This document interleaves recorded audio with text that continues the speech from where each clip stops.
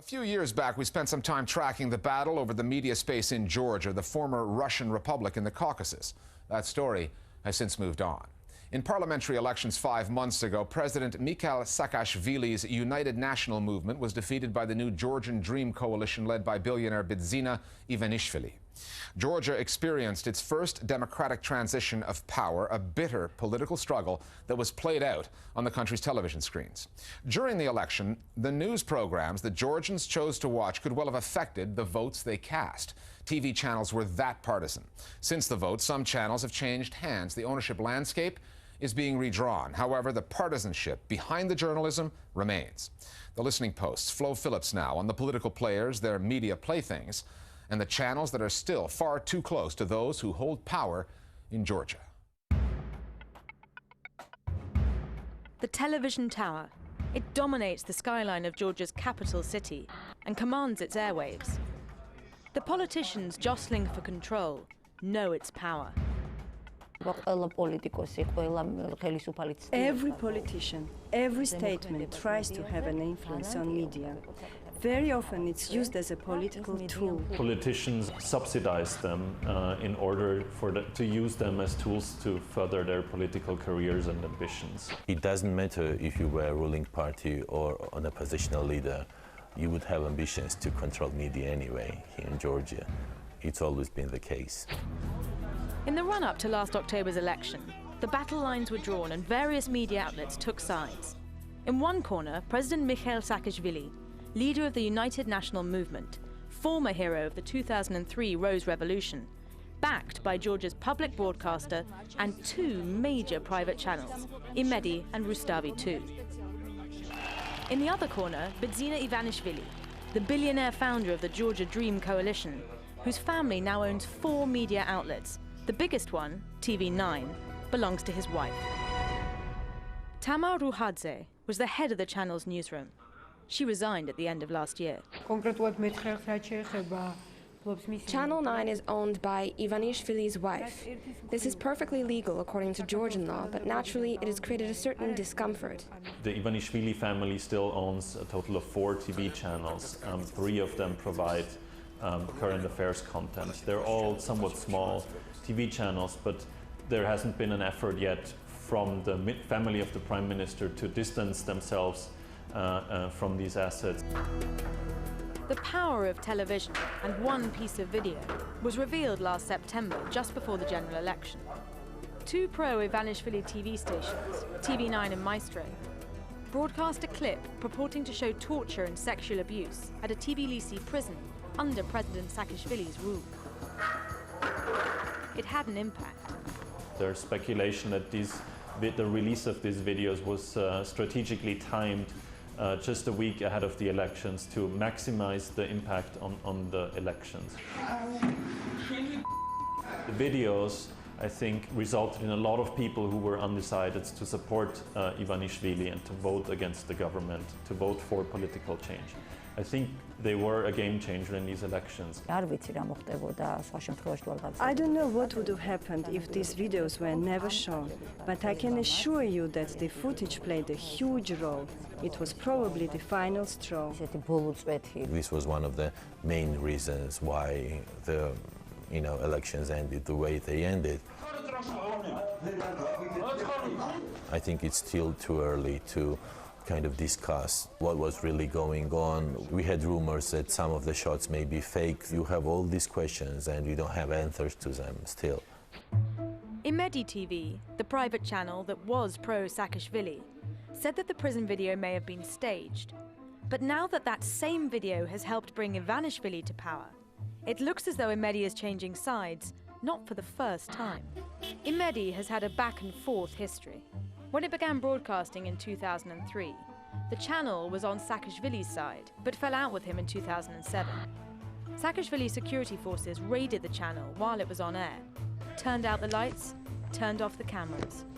It then got transferred back to Saakashvili supporters under complicated and dubious circumstances. But no sooner had Ivanishvili won the October election when it was announced that Imedi was changing hands once again. In the past, the public was not given any information about Imedi's change in ownership. Now, too, there are questions. We just woke up one day to discover Imedi had new owners. Naturally, the public, as well as us journalists, want to know under what conditions and circumstances all this has happened, and why they decided to return it today, of all days. We have a whole new team now. Previously, there was a very different editorial policy at Imedi, and unfortunately, Georgian viewers were exposed to propaganda. We now have a long way to go to regain trust and rebuild ratings. There are very high expectations about the reorganization of this channel, and we feel a huge responsibility for it. The constant jostling for power at Imedi goes to the heart of the problem of journalism in Georgia. The new Prime Minister is now under pressure to transfer his channel, TV9, to a third party to give it more independence, but that hasn't happened yet. And here's the bigger problem. In countries like Georgia, with a population of around 4 million, advertising revenues are small. No one gets into the TV business to make money, so TV is the preserve of the rich, and wealthy Georgians are using their money to gain influence, even to gain power. From my own experience, politicians are the worst enemies of journalism. I don't think it's good for our country that Ivanishvili's family owns a TV company, and in general, I think it's very bad that politicians have their own TV stations. But I do think we have to go through this stage. You would have pro-governmental TV station and you would have oppositional TV station. There was nothing in the middle.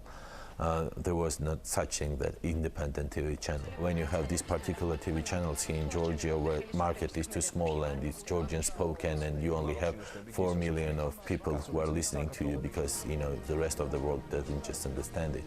And it's really hard to stay in the middle because when you are in the middle, Georgians just don't watch you.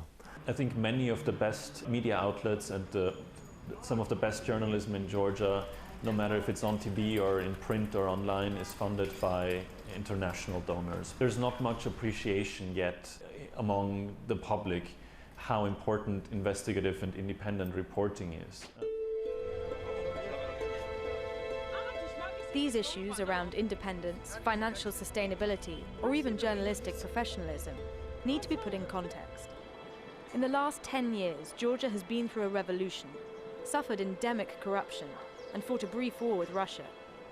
But despite all the hardship, it still seems to have more freedom of expression than most of its neighbors in the Caucasus. The battle to control the airwaves still rages on. Players continue to change sides. The next few months will show if the rules can change, and another battle in Georgia can finally be over. Right now, our media is at the same stage of development as our society. If society progresses, so too will the media. Georgian media is in the middle of a struggle. It's trying to become both more professional and more independent. This is #1 test for Bidzina Ivanishvili's government actually, and it's up to them how they're going to pass this test. More Global Village Voices now on the changes in television journalism in Georgia.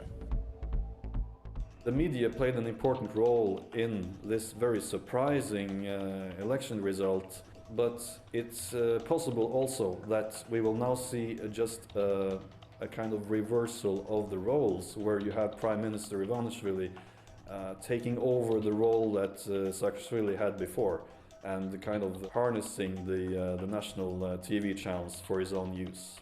The basic problems facing the Georgian media remain the same, such as pressure on journalists to adhere to a strict political agenda, limited financing for independent media, and a low level of journalistic skills.